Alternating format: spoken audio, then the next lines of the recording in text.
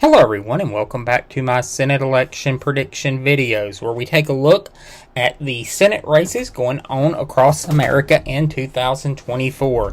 And today we are looking at America's crossroads, the state of Indiana, and a seat currently held by retiring Senator Mike Braun. Braun is retiring after one term in the United States Senate to seek the governor's office in the state of Indiana.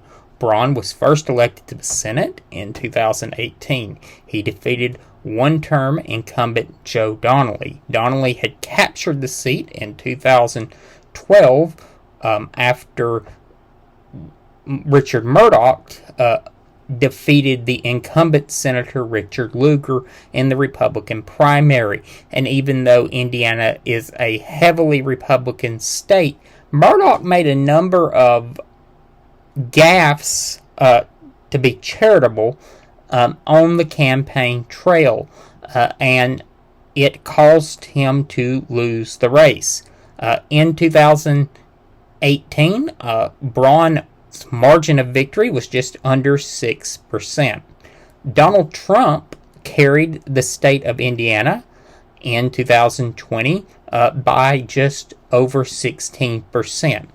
And there's no doubt what will happen in the presidential race in the state of Indiana in 2024. Donald Trump will carry Indiana for a third time. It's one of the more reliable Republican states. The margin of victory is not as large as some of the other states that are more reliably Republican, but it is a state that is not competitive, and no one really envisions becoming competitive. Let's take a look at the two nominees. The Democratic nominee is Valerie McQuarrie.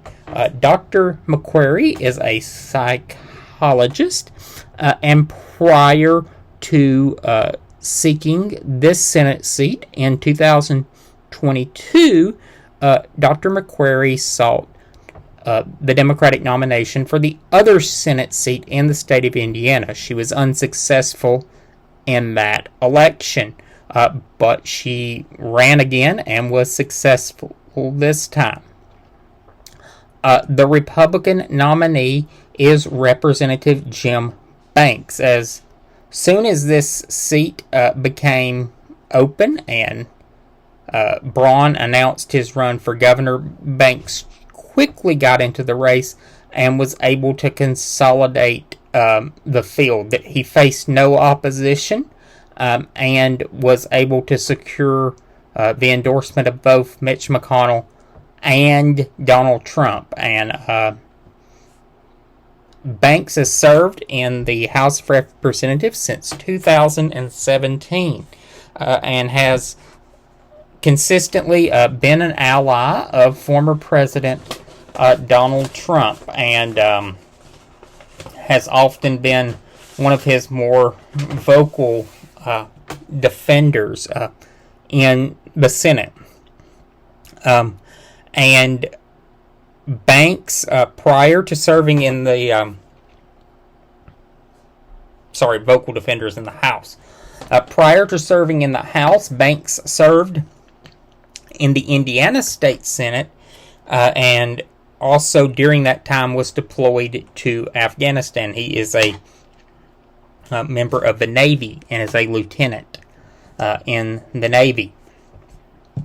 If you take a look at the ballots cast in the two primaries, just under 590,000 ballots were cast for Republicans. So about 76% of the vote was Republican ballots cast in the Indiana primaries. As I said, Banks ran unopposed, but there was many local races that were competitive, and also there have been several retirements inside the Indiana congressional delegation, so that opened up several House seats with competitive primaries, and plus one incumbent who announced their retirement, then took it back, faced a competitive primary So the Republicans had a very active primary ballot. On the Democratic side, just under 179,000 voters cast Democratic ballots, so about 23%. Look, this race, unless Banks makes a major misstep, and I don't even think that would be